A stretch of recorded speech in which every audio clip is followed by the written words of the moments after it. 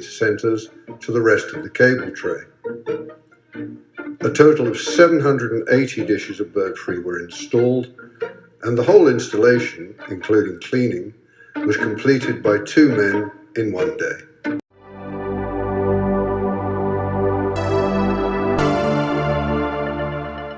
This car park at a residential development in Hertfordshire had become infested with pigeons.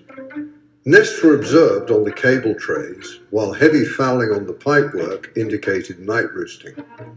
Before bird applied, the first step to eliminating the infestation was to disinfect and thoroughly clean all the pipework on which the pigeons had been roosting.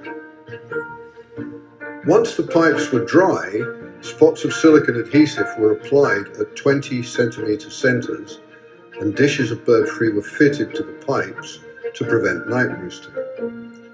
The surfaces of all the light fittings in the car park were cleaned and treated with dishes of bird-free at 25 centimetre centres.